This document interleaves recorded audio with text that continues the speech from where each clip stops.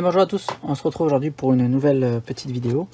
Une petite présentation d'un déclencheur manuel vert utilisé pour le déverrouillage des issues de secours. Voilà, donc c'est de la marque Sewozi, je connaissais pas plus que ça. Et la référence du DM c'est du choc. Donc Sewozi, donc c'est une entreprise française qui se trouve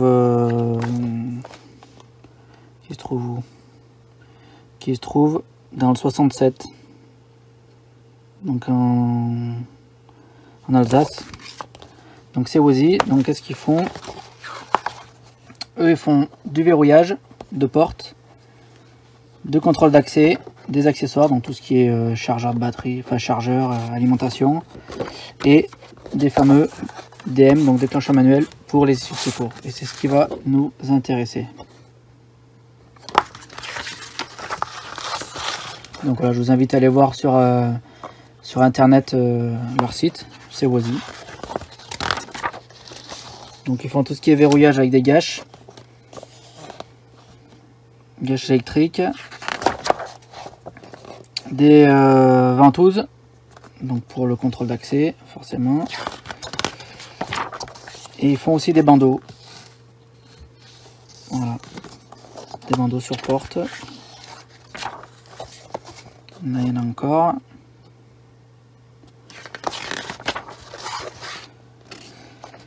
Ils ont également des claviers.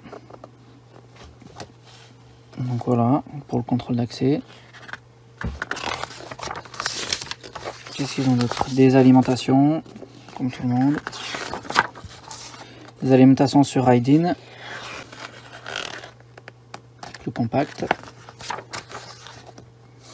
Ils ont des accessoires, des boutons poussoirs pour déverrouiller les ventouses.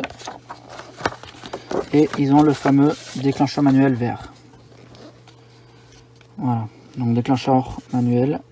Donc c'est du 100% français, série DM 100% française. Donc avec une clé un peu spécifique, le DM. Donc là ça doit être l'ancienne version. Parce que je crois que celui-là il se réarme en façade, alors que lui ils l'ont pas. Donc les anciennes versions se réarment par dessous. Et le nouveau en façade. Donc ce qui est bien, c'est qu'il y a l'état aussi du DM, donc s'il est rouge ou vert. Donc rouge c'est que la porte est déverrouillée, vert c'est que la porte est bien fermée. Donc on a un visuel rapide sur l'état de la porte. Voilà.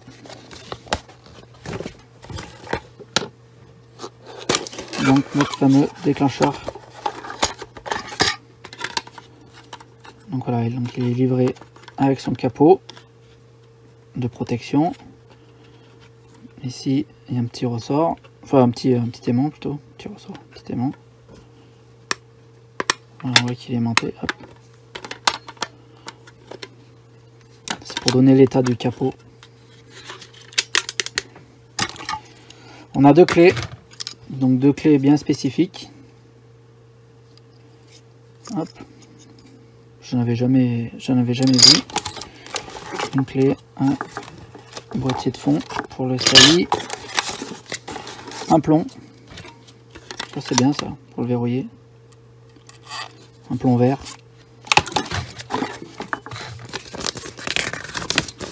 donc choc, DM, choc. Donc le montage, donc pour ouvrir, il suffit de prendre la clé, enfin pour un mécanisme à l'intérieur. Bon, on le voit là, hein, mais pour l'ouvrir, je pense, tac, un quart de tour, on l'ouvre, on va pas l'ouvrir. Sinon les ressorts, ça va nous sauter au visage. Donc le déclencheur manuel, le capot, donc on peut réarmer en façade ou par-dessous. Donc les anciennes gammes, je crois qu'ils se réarmaient par-dessous, et le nouveau se réarme en façade. Donc il y a les deux possibilités en fait, soit par-dessous, soit en façade. Il y a également pour ranger la clé là. Donc c'est là. Ok. Bon, je pense pas qu'elle va rester bien longtemps la clé si on le met à chaque fois sur les déclencheurs. Il y en a forcément qui vont les piquer. Et en haut, entrée de goulotte. Bon, bah ça après, les entrées de goulotte, on peut les faire de n'importe quel endroit. Donc 2 contacts de position, NONF. Le buzzer. Donc nous, c'est le choc version 4. Donc là, il y a le choc version 3, le choc version 4.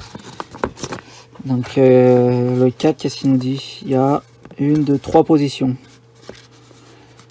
Donc lors de l'ouverture du capot, le buzzer. Donc lors de l'ouverture du capot, le buzzer sonne en continu. Donc si on ouvre ça, hop, là ça va se mettre à sonner. En deuxième position, et lors du déclenchement, le buzzer sonne en continu. Donc si je lève, ça sonne en discontinu, et quand j'appuie, ça sonne en continu. La deuxième version, lors de l'ouverture du capot, le buzzer est inhibé. Donc quand on soulève le capot, ça fait rien. Et lors du déclenchement, le buzzer sonne en continu. Donc ça, c'est dans le cas numéro 2. Le cas numéro 3, et ben, en fait, le buzzer est inhibé. Donc il n'y a pas de buzzer. Par contre, il y aura les voyants, je pense. Donc voilà. Donc voici les 2 borniers NONF. Bon, les borniers sont vachement petits, hein. On a une alimentation ici, donc 12 ou 24, c'est marqué 12 ou 24 volts. Et on a là le fameux cavalier. Donc on va alimenter tout ça.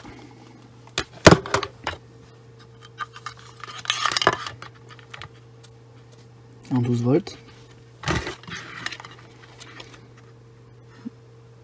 Donc plus il est là.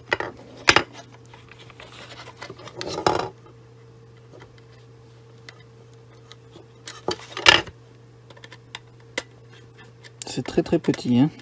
Bornier, faut faire attention parce que ça doit être fragile. Donc faut y aller mollo mollo.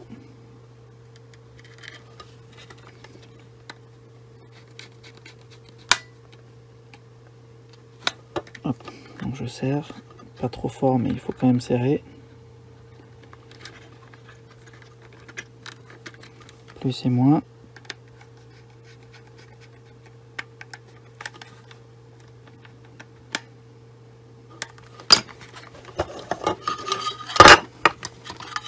Voilà, donc là le cavalier il est en configuration 1. Donc pour le refermer, il faut bien prendre le coup de main. Voilà, donc là il est fermé.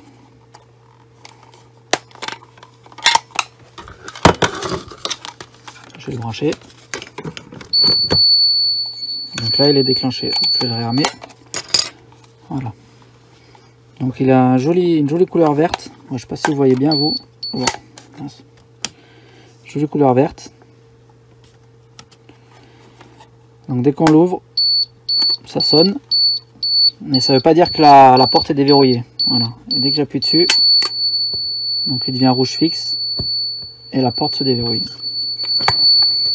Donc le réarmement en façade. Voilà. J'ai toujours peur de le casser ça. Mais bon, les pattes ont l'air d'être bien costauds quand même. On va mettre le cavalier en position 2. Il faut vraiment prendre le coup de main pour refermer le... Donc là il est vert. J'ouvre, donc il n'y a pas de buzzer. Par contre ça clignote. Premier avertissement. Et là je déverrouille. Et je reste rouge. Fixe.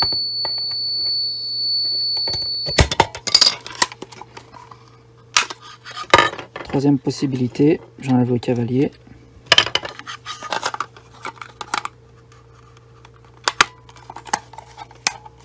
Donc c'est vert, tout va bien.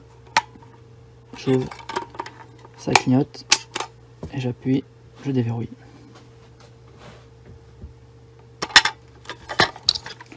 Donc je peux soit réarmer du bas,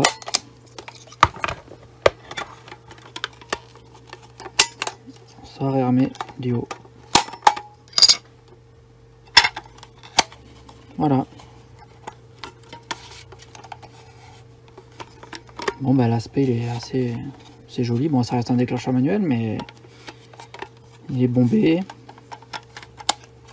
Et puis puis la bande verte, elle nous dit bien l'état de loin de l'état de la porte. Donc ça c'est vachement bien. Voilà.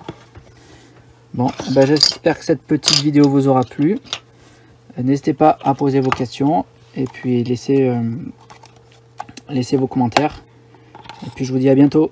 Allez, bye bye.